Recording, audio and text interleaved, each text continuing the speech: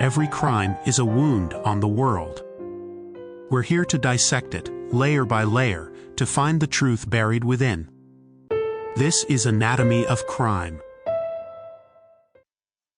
The air in Dayton, Tennessee, during the summer of 1925, was thick enough to taste.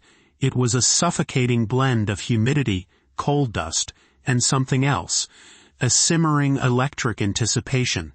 The heat was biblical, a physical presence that pressed down on the Cumberland Plateau, baking the dirt roads and wilting the collars of the men who gathered in hushed, anxious knots outside Robinson's drugstore. This was not the typical, languid heat of a southern summer. This was the heat of a crucible. A fever was about to break in Dayton, and the whole world had sent correspondents to take its temperature. It was a fever of faith, a convulsion of modernity, and it had chosen this quiet, unassuming town of fewer than 2,000 souls as its stage. At the center of it all was a crime. But this was no crime of passion or greed. There was no body, no weapon, no blood spilt on a dusty floor. The crime was an idea, the weapon was a textbook, and the victim, well, that depended entirely on who you asked. For some, the victim was God himself, his holy scripture mocked and discarded in a public school classroom. For others, the victim was truth, shackled by an ancient dogma, denied its voice in the halls of learning. The accused was a 24-year-old science teacher and football coach named John Thomas Scopes, a mild-mannered, likable young man who seemed more bewildered than defiant about his role as the century's most famous heretic. He was charged with violating a new state law, the Butler Act, which made it a misdemeanor to teach any theory that denied the story of the divine creation of man as taught in the Bible. He was accused of teaching evolution. This case, which the press would sensationally dub the Scopes monkey trial, was never really about John Scopes. It was a proxy war, a carefully orchestrated piece of legal theater designed to force a national reckoning. It was a clash of titans, pitting two of the most famous men in America against each other in a battle, not just for legal victory, but for the mind and soul of the nation. It was a spectacle that transformed a tiny town into a carnival of conflicting ideologies, where hucksters sold Bibles and chimpanzees in suits performed on the courthouse lawn. Today, we journey back to that sweltering Tennessee summer. We will move past the caricatures of monkeys and holy rollers to find the complex human drama at its core. We will not be dissecting a murder or a heist. Instead, we explore the anatomy of a cultural crime, examining the legal strategies, the political ambitions, and the profound philosophical questions that collided in a courtroom so hot the judge had to move the proceedings outdoors. We will dissect how a debate over a textbook became a trial of the Bible itself, and how the echoes of that Tennessee showdown still reverberate in our classrooms and courtrooms today. To understand the firestorm that erupted in Dayton, one must first understand the fuel that had been piling up for decades. The early 20th century was a period of dizzying, disorienting change in America. The nation was hurtling from a rural, agrarian past into an urban, industrial future. Cities swelled with immigrants. Factories churned out new marvels like the automobile and the radio, and the new sciences of psychology and sociology were questioning long-held beliefs about human nature.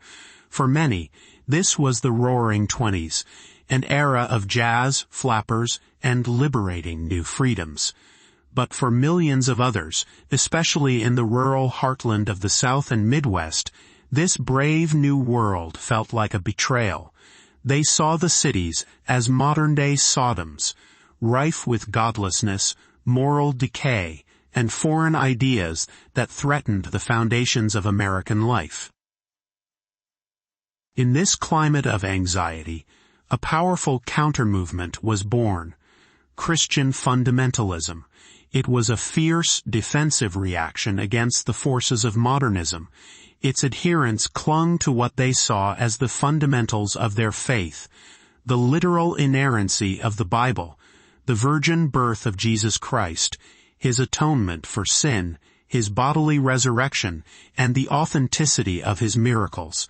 And the greatest single threat to these fundamentals, the idea that seemed to poison the well of faith itself, was Charles Darwin's theory of evolution. Evolution, with its narrative of common ancestry and natural selection unfolding over millions of years, was a direct assault on the Genesis story of a six-day creation. It demoted humanity from its special place as the pinnacle of God's work to just another branch on the tree of life, a cousin to the apes.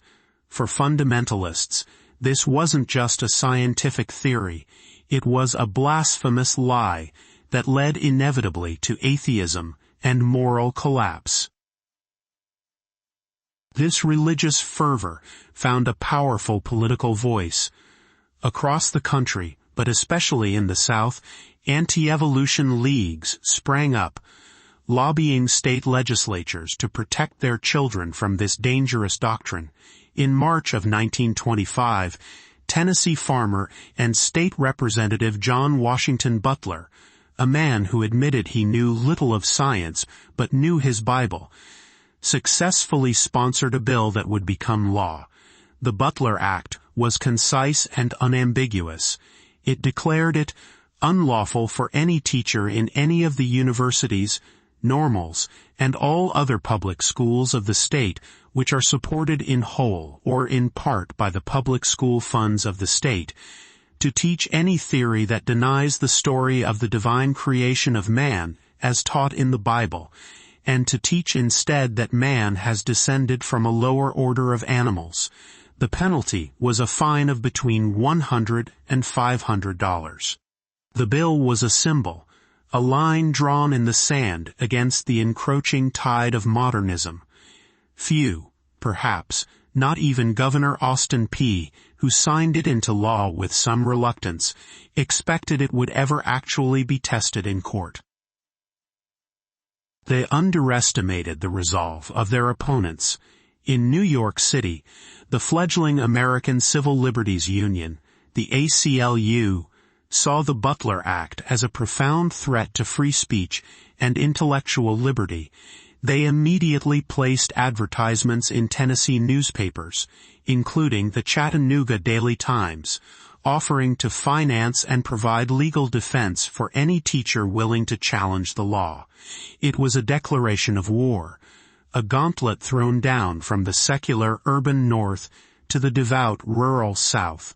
The ACLU was looking for a test case, a stage on which to publicly discredit fundamentalism and champion the cause of academic freedom. They just needed a volunteer and a location. They found both in Dayton. The story of how Dayton, Tennessee, became the host of the trial of the century is a curious mix of civic pride and pure economic opportunism. The idea wasn't born of a passionate belief in academic freedom, but over a glass of Coca-Cola at F.E. Robinson's drugstore, the town's social hub. George Rappalia, a 31-year-old chemical engineer who managed the local Cumberland Coal and Iron Company, was a modernist and a firm believer in evolution. He saw the ACLU's ad and became incensed by the Butler Act, viewing it as a backward law that would stifle education and progress in Tennessee. He brought the ad to the drugstore, where a group of local businessmen, including the school board president and lawyers, were gathered. Rappalia argued that a trial would be a disaster for Dayton's reputation, but the others saw it differently. Walter White, the superintendent of the local schools, and the other town boosters saw not a crisis, but an opportunity. Dayton was struggling economically. A high-profile trial, they reasoned, would put Dayton on the map. It would bring in reporters, lawyers, spectators, And, most importantly, money. It was a public relations stunt, a desperate gambit. To boost the local economy, their conversation quickly turned from the merits of the law to the practicalities of staging a challenge. They needed a teacher. Their eyes fell upon John Scopes. He was young, well-liked, and had just finished his first year teaching general science and coaching football at the local high school. He was summoned to the drugstore. The men asked him if he had taught evolution. Scopes was hesitant. He couldn't honestly remember if he had. He had been filling in for the regular biology teacher for a couple of weeks, toward the end of the school year, and had used the state-mandated textbook, George William Hunter's A Civic Biology. He recalled reviewing the chapter on evolution with the students for their final exams. The textbook was unequivocal, stating that man is, then, not only a mammal but a primate, and placing him at the top of a diagram that included other mammals. That was enough for the Dayton conspirators. They persuaded Scopes that challenging the law was his civic duty, and that it would be good for the town. Reluctantly, he agreed. A warrant was sworn out, and John Scopes was arrested in a friendly and prearranged fashion for the crime of teaching evolution. The plan worked better than any of the Dayton boosters could have possibly imagined. The news wire services lit up. The ACLU confirmed it would take the case. And then, the story exploded into a national phenomenon with the entry of two living legends, men who embodied the very forces that were set to collide in Dayton. The prosecution announced its champion, William Jennings Bryan, and in response, the defense secured its own giant, Clarence Darrow. The small-town legal challenge was now a heavyweight title fight. To call William Jennings Bryan a famous man in 1925 is a profound understatement. He was an American institution. 3 times he had been the Democratic nominee for President of the United States. He had served as Secretary of State under Woodrow Wilson. He was a populist hero, known as the Great Commoner, a man whose golden-tongued oratory could move vast crowds to tears and cheers. In his younger days, he had been a progressive champion, fighting for the rights of farmers and laborers against the power of banks and corporations. But in his later years, his focus had shifted from economic populism to a spiritual crusade. He saw the theory of evolution as the single greatest threat to Christian civilization. He believed it was a corrosive doctrine that promoted social Darwinism, justified brutal competition, and had even helped fuel the militarism that led to the Great War. For Bryan, this was not a matter of science versus religion. It was a matter of good versus evil. He saw the Dayton trial as his last great battle, a chance to stand as a champion for the faith of millions against the arrogant, godless elites of the cities. At 65, he was aging and in declining health, but his voice, his faith, and his F.A. Me remained immense. He joined the prosecution team pro bono, declaring, "The contest between evolution and Christianity is a duel to the death." If Bryan was the personification of American faith and tradition, Clarence Darrow was the living symbol of American skepticism and dissent. At 68, Darrow was the most famous and controversial defense attorney in the country. He was a self-proclaimed agnostic, a tireless defender of the underdog, and a fierce opponent of the death penalty. Where Bryan was a master of soaring, emotional rhetoric, Darrow was a master of withering logic and courtroom psychology. He had built his career on defending unpopular clients, from union leaders to anarchists. Just a year earlier, he had achieved worldwide fame for saving the wealthy young murderers Nathan Leopold and Richard Loeb from execution, arguing not for their innocence, but against the barbarism of capital punishment. Darrow was everything Bryan and his followers distrusted. An urban intellectual, a skeptic who questioned all authority, and a man who saw religious dogma as a form of intellectual slavery, he had a long-standing intellectual rivalry with Bryan, and the chance to publicly cross-examine him on the literal interpretation of the Bible was an opportunity he could not resist. He too volunteered his services for free, joining the ACLU's defense team. And then there was John Scopes, the man at the eye of the storm. He was a pawn in a much larger game, and he knew it. He was a quiet, unassuming young man, a product of a more modern, educated South. He believed in science and didn't see a fundamental conflict between evolution and his own quiet faith. He was uncomfortable with the media circus and the ideological furor his case had created, while Bryan and Darrow represented the warring poles of American thought. Scopes represented a middle ground, the confused modern American trying to reconcile the old world with the new. He was the defendant, but his own thoughts, his own guilt or innocence, were almost immediately rendered irrelevant. The trial wasn't about him. It was about the two colossal figures who had come to Dayton to fight over his soul and the soul of the country.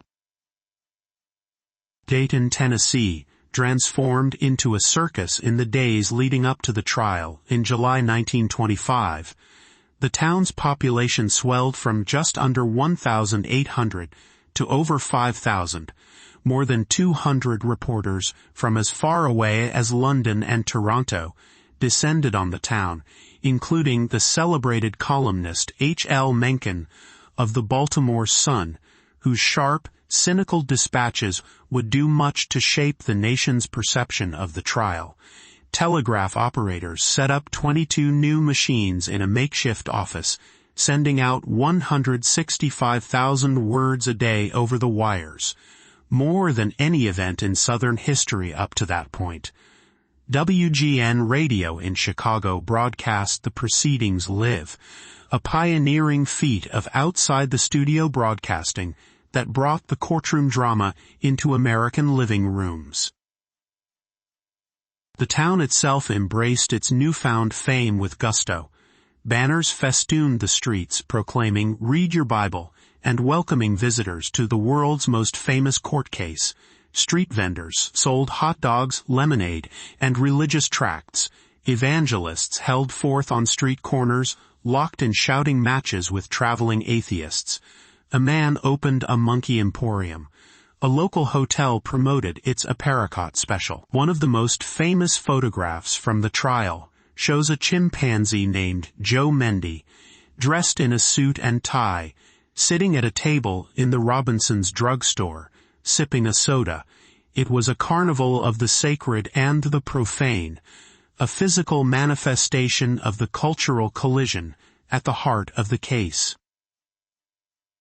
The trial began on July 10th in the Rhea County Courthouse. The courtroom was packed to the rafters, and the oppressive summer heat was made worse by the crush of bodies. Fans droned in a futile attempt to stir the thick, humid air. Presiding over the case was Judge John T. Ralston, a devout Christian who opened each day's session with a prayer, a practice Darrow immediately objected to, and was immediately overruled. The prosecution team was led by Attorney General A.T. Stewart, a skilled local lawyer, but all eyes were on William Jennings Bryan, who sat fanning himself, a benevolent, confident patriarch ready to defend his flock. The defense team, alongside Darrow, included the brilliant and often overlooked Dudley Field Malone, a dashing liberal New York lawyer, and Arthur Garfield Hayes, the ACLU's general counsel. The selection of the jury was a study in the culture of the region. Of the 12 men ultimately chosen, all white, all Christian, Only one claimed to have never read the Bible, and most were rural farmers. Darrow, in a surprising move, didn't challenge many of them. His strategy was never to win an acquittal from a Rhea County jury. That was a foregone conclusion. His goal was to use the trial as a platform to appeal to the jury of the American public and to get the case before a higher court where the constitutionality of the Butler Act itself could be challenged.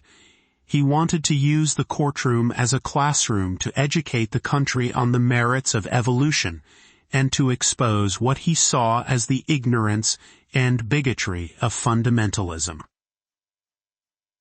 The opening statements laid bare the fundamentally different battles each side intended to wage. For the prosecution, A.T. Stewart kept it simple and local. He argued that the case was not about the truth of evolution versus the truth of the Bible.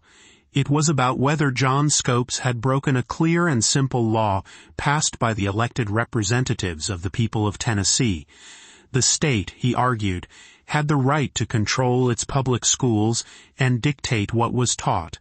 He presented a straightforward case, calling the superintendent and a few of Scopes's students to the stand, who testified matter-of-factly that Scopes had indeed taught from the chapter on evolution in the state-approved textbook.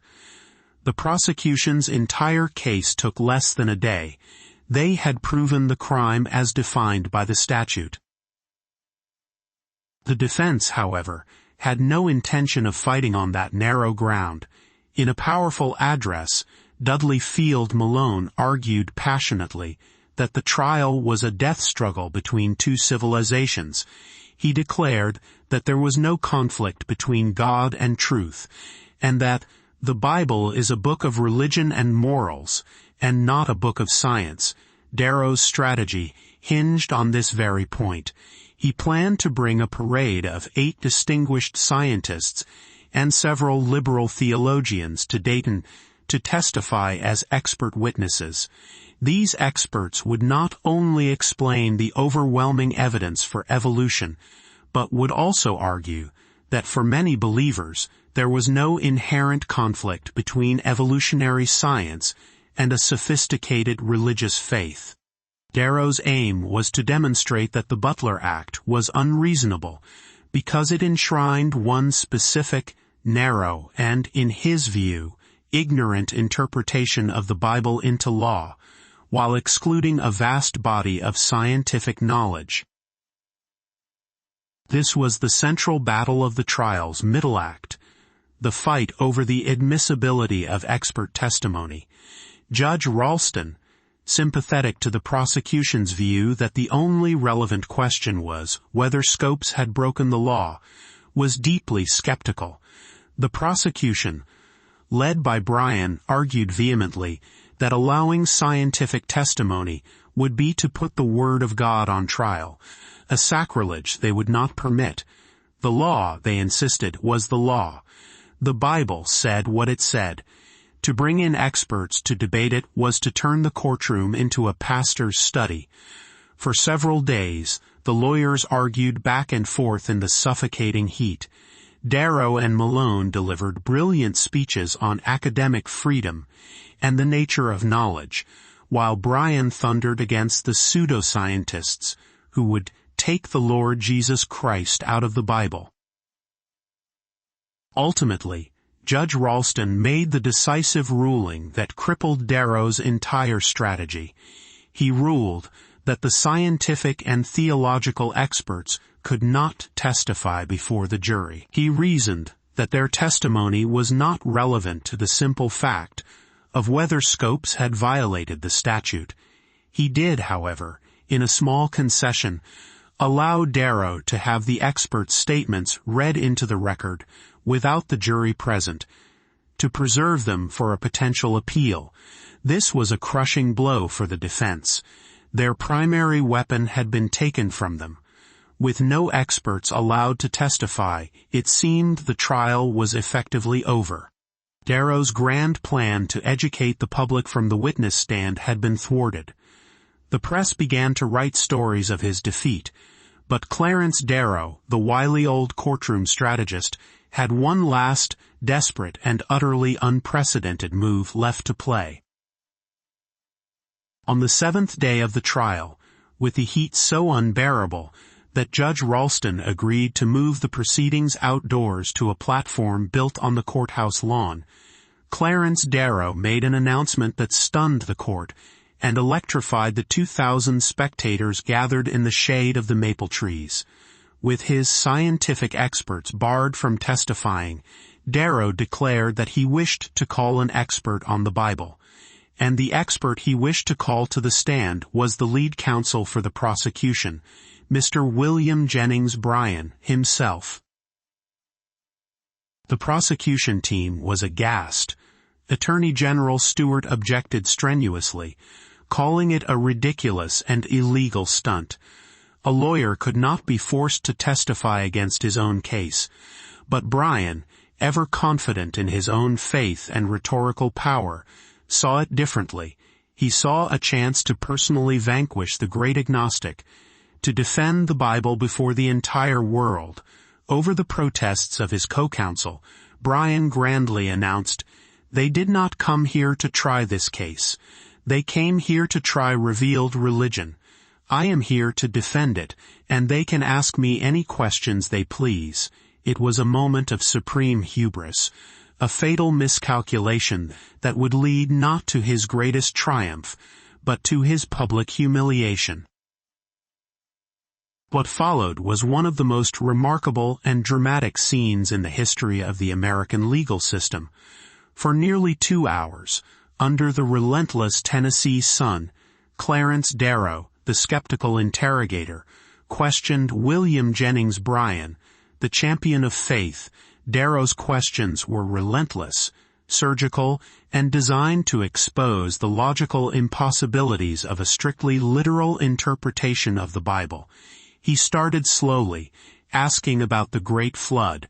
Was Bryan sure it happened in 2348 BC? Did he know how many people lived on Earth at that time? How could Noah have gathered every species of animal from across the globe? The kangaroos from Australia, the sloths from South America, and gotten them all onto the ark in time? Bryan, initially composed, began to grow flustered, replying that he accepted it all on faith in the God I believe in. Darrow pressed on, his voice dripping with sarcasm. He asked about the Tower of Babel, about Joshua making the sun stand still, a feat that would require the earth to stop rotating, which would have thrown everything on the planet into space. He asked about Jonah being swallowed by a great fish. "You believe that a whale swallowed Jonah?" Darrow drawled. Bryan, sweating profusely, snapped back, "If the Bible said so, one miracle is just as easy to believe as another." The questioning grew more and more intense. The core of Darrow's attack was not on faith itself, but on the intellectual rigidity of fundamentalism. The climax arrived when Darrow questioned Bryan about the 6 days of creation in Genesis. Did Bryan believe they were literal 24-hour days? This was the central point of conflict with the geological and biological evidence for an ancient Earth. Under Darrow's merciless grilling, Bryan finally made a stunning concession. "I do not think it means a literal 24-hour day," he admitted, suggesting the days of creation could have been long periods of time, perhaps millions of years. For the fundamentalists in the crowd, this was a shocking and devastating admission. Their champion, the man who believed in the literal truth of every word of the Bible, had just conceded that some of it might be open to interpretation. He had cracked. Darrow had forced him to choose between the Bible and common sense, and Bryan had blinked.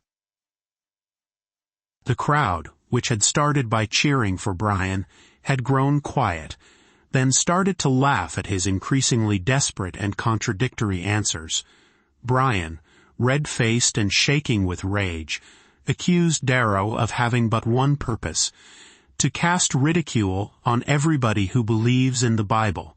Darrow shot back, "We have the purpose of preventing bigots and ignoramuses from controlling the education of the United States." The two men stood, shouting at each other, their lifelong ideological battle distilled into a raw, personal confrontation.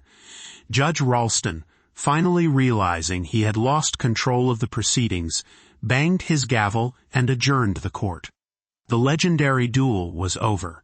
Bryan had been made to look like a fool on the world stage, his simple faith no match for Darrow's incisive logic. The next morning, the judge ordered Bryan's testimony expunged from the record, but the damage was done. The headlines had already been written. With the dramatic confrontation between Darrow and Bryan concluded, the trial itself sputtered to a quick and anticlimactic end. Darrow, having achieved his primary goal of publicly humiliating Bryan and making the fundamentalist cause appear foolish, made another surprising move. He asked the judge to instruct the jury to find his client, John Scopes, guilty. This was a purely strategic decision. An acquittal would have ended the case, preventing any appeal. A guilty verdict, however, was precisely what the ACLU needed to take the case to a higher court to challenge the constitutionality of the Butler Act itself. The prosecution, eager to end the proceedings after Bryan's disastrous performance, agreed. The jury was brought back in. They had been absent for the entire expert testimony debate and for the interrogation of Bryan. After only 9 minutes of deliberation, they returned with the verdict everyone had expected from the beginning. John Thomas Scopes was found guilty of teaching evolution. Judge Ralston imposed the minimum fine, $100. The trial was over. In the immediate aftermath, both sides claimed victory. Bryan and the fundamentalists had secured a conviction, proving that the law of Tennessee could not be flouted. They had successfully defended the right of the people to control their own schools. Darrow and the ACLU, on the other hand, had lost the legal case, but felt they had won a resounding victory in the court of public opinion. Through H.L. Mencken and other reporters, the narrative had been set. Sophisticated modern science had triumphed over backward, rural ignorance. The fundamentalist movement, they believed, had been dealt a mortal blow, exposed as a laughingstock on the national stage. But the story had one final, tragic postscript. 5 days after the trial ended, William Jennings Bryan was still in Dayton. He had remained in town to prepare the text of his closing argument. The one Darrow's legal maneuver had prevented him from delivering for publication. On Sunday, July 26th, after attending church and eating a large meal, he lay down for an afternoon nap in his sleep. He died. His doctors determined the cause was a stroke, brought on by the combination of his diabetes, the oppressive heat, and the immense stress of the trial. His followers saw him as a martyr, a soldier who had died fighting for the Lord. His detractors saw it as a fittingly dramatic end for a man whose time had passed. His death cemented the trial's place in American mythology, a story with a clear hero and a tragic villain. So what, then, is the anatomy of this cultural crime? It is not found in the simple violation of a statute by a young schoolteacher. The unique anatomy of the Scopes trial lies in its nature as a manufactured event, a piece of deliberate theater designed by all sides to litigate a deep cultural schism in the public square.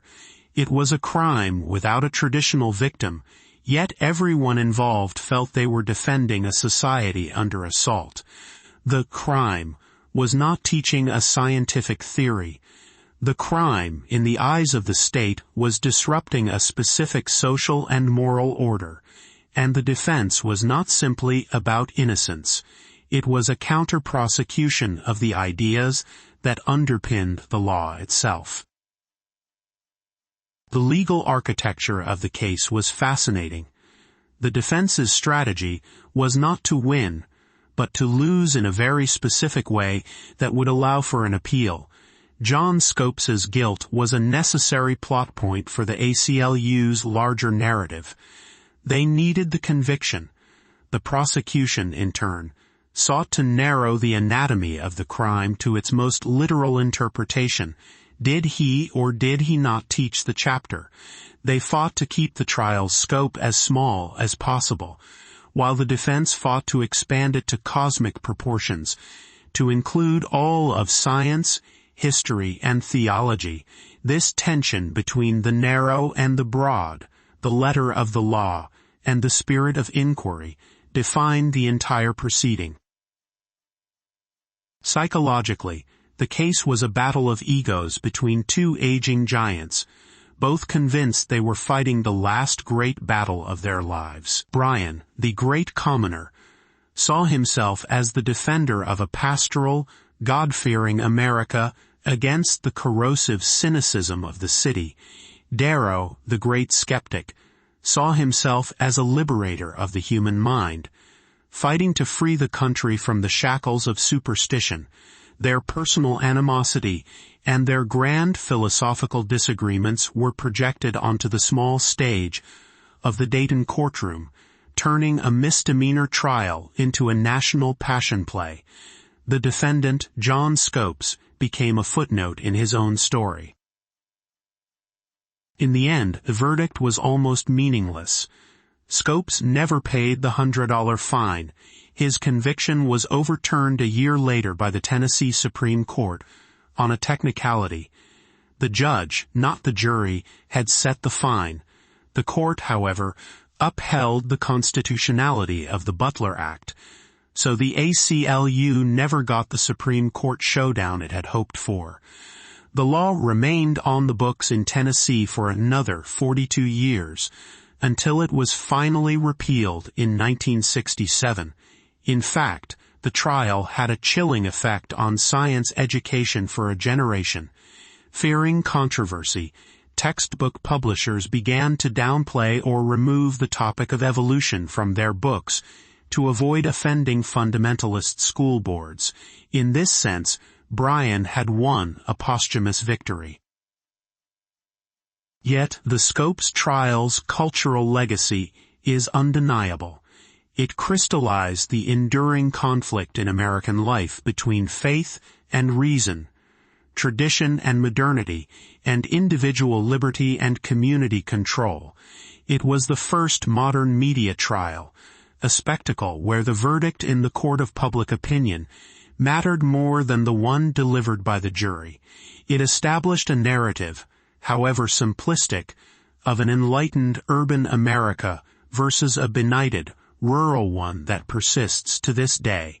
The questions argued in that sweltering heat have never gone away. They have simply changed their form, reappearing in school board meetings and court cases over creationism, intelligent design, and the very nature of truth itself. The crime, committed by John Scopes, was to teach a single chapter from a biology textbook, but the trial it spawned revealed a fault line running through the very bedrock of American identity. The earth in Dayton stopped shaking long ago, but the tremors from that cultural earthquake can still be felt. This has been Anatomy of Crime, where the truth is never simple, but always worth seeking.